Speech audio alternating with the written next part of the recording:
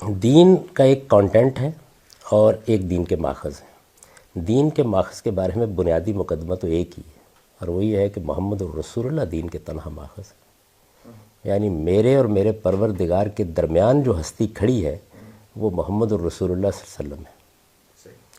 کوئی بریلوی ہو، کوئی دیوبندی ہو، کوئی شافعی ہو، کوئی حنفی ہو، کوئی ماتریدی ہو، کوئی اشعری ہو، یہ مانے گا تو وہ دین میں ہے۔ میری کتاب شروع اس سے ہوتی ہے، اس میں نہ میں کسی اضافے کا قائل ہوں نہ کسی کمی کا قائل ہوں۔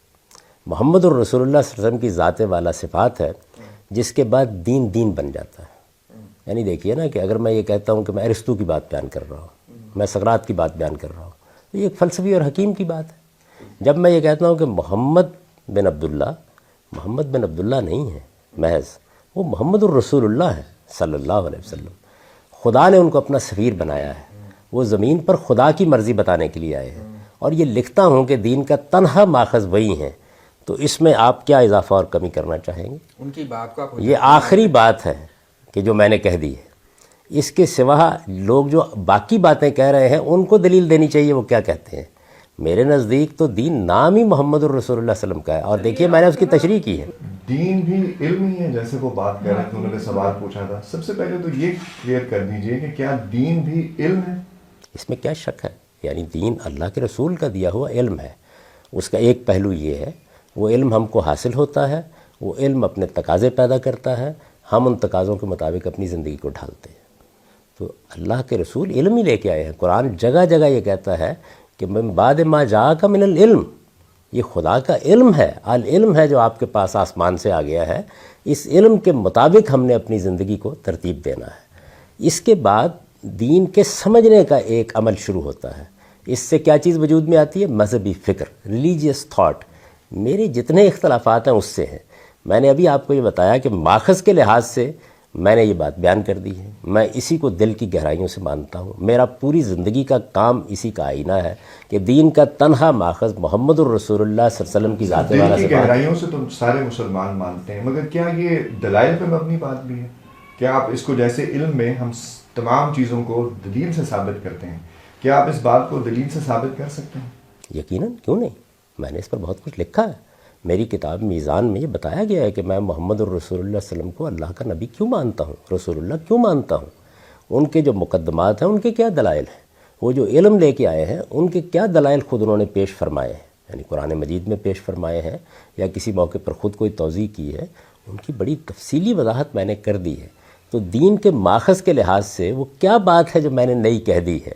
یہی بات ہے جس کے اوپر ساری انسانیت کھڑی ہے کہ دین میں کوئی بات یا تو میرے علم و عقل سے صادر ہوگی، پھر مجھے بتانا پڑے گا کہ میں کیا کہہ رہا ہوں، یا خدا کا پیغمبر بتائے گا آگے۔ تو دنیا میں وہ دین بھی موجود ہیں، جیسے فلسفے کے بہت سے مذاہب ہیں، جیسے صوفیانہ مذاہب ہیں، کہ جس میں انسان اپنی سیر باطن سے یا اپنی عقل سے یا عقلی مقدمات سے ایک دین بیان کر رہا ہے، اور اللہ کے پیغمبروں کی ہدایت بھی ہے۔ تو میں نے تو یہ لکھا ہے کہ محمد الرسول اللہ صلی اللہ علیہ وسلم جس چیز کو اپنے قول و فعل اور تقریر و تصویب سے دین قرار دیں، اب قیامت تک وہی دین ہے۔ تو ماخذ میں وہ نئی بات کیا جو میں نے کہی ہے۔ اب کانٹینٹ پہ آ جائیے۔ یعنی دین کے کانٹینٹ میں کچھ ایمانیات ہیں جن کو خود رسالت مآب صلی اللہ علیہ وسلم نے بیان کر دیا۔ آپ جانتے ہیں کہ حدیث جبریل میں ایک موقع کے اوپر جب سوالات کیے گئے ہیں، جبریل امین نے سوالات کیے ہیں، تو رسالت مآب صلی اللہ علیہ وسلم نے جواب دیا کہ ایمان یہ ہے۔ ان میں سے کون سی چیز ہے ایمانیات میں سے جس میں میرے ہاں کوئی تردد ہے؟ یعنی اللہ پر ایمان، اللہ کے فرشتوں پر ایمان، اللہ کی کتابوں پر ایمان، اللہ کے نبیوں پر ایمان، قیامت کے دن پر ایمان۔ اسلام کیا ہے؟ اس میں سے کون سی چیز ہے جو میں نے نئی بیان کر دی؟ اس وجہ سے یہ دین نہیں ہے۔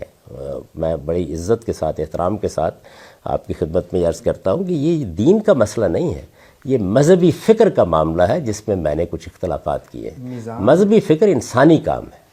میزان میں سر آپ یہ کہتے ہیں کہ بھی جو دین ہے وہ یا تو قرآن سے ثابت ہوگا، دین کا کوئی عقیدہ یا عمل، یا پھر سنت سے۔ حدیث سے آپ دین کا نہ کوئی عقیدہ ثابت کرنے کے لیے، ماننے کے لیے تیار ہیں کہ بھی ثابت ہوتا ہے، نہ کوئی عمل۔ یہ مسئلہ ہے کہ آپ صلی اللہ علیہ وسلم کو آپ تنہا ماخذ مانتے ہیں، لیکن ان کی بات کو آپ یہ نہیں ماننے کے لیے تیار کہ اس سے کوئی چیز کوئی دین کا عمل کوئی عقیدہ ثابت ہوتا ہے؟ یہ انکار حدیث نہیں ہے تو کیا ہے؟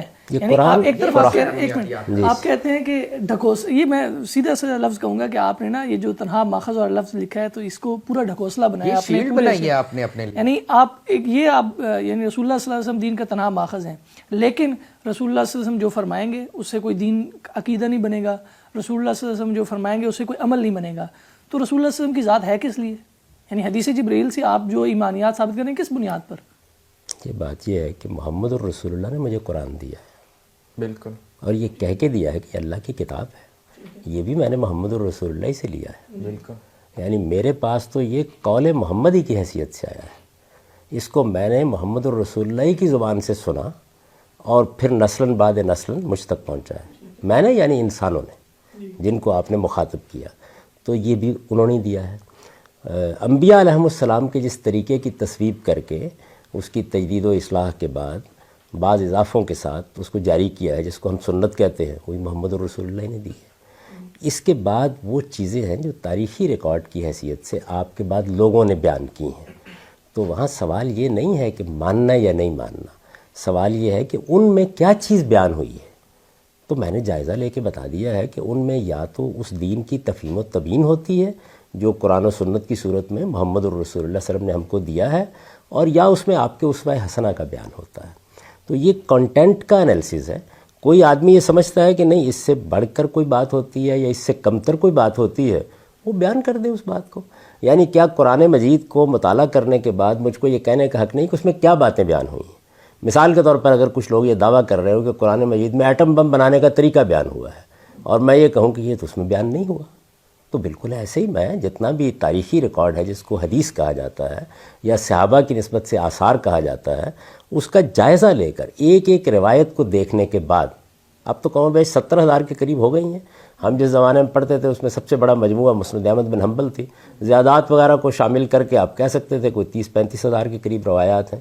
ان سب پہ نظر ڈالنے کے بعد ان میں سے ایک ایک کی تحقیق کے بعد میں نے یہ بتا دیا کہ ان میں سے کسی میں بھی نہ کوئی نیا عقیدہ بیان ہوا ہے، نہ کوئی نیا عمل بیان ہوا ہے، بلکہ وہ عقائد و اعمال جو محمد الرسول اللہ صلی اللہ علیہ وسلم نے قرآن مجید کی صورت میں دیے، سنت کی صورت میں جاری کر دیے، انہی کی توضیح ہوئی ہے، انہی کی تشریح ہوئی ہے، انہی کو مزید وضاحت سے بیان کیا گیا ہے، انہی کے بارے میں سوالوں کا جواب دیا گیا ہے۔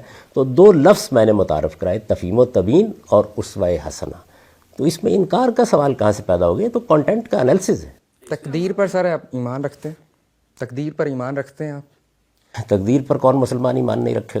یہ قرآن مجید میں بیان نہیں ہوا، یہ حدیث جبرائیل میں بیان ہوا ہے۔ اب جب عقائد گنوا رہے تھے آپ نے لسٹ میں اس کو شامل نہیں کیا، کیوں شامل نہیں کیا؟ قرآن مجید میں کب بیان نہیں ہوا؟ قرآن مجید تو بھرا پڑا ہے اس سے۔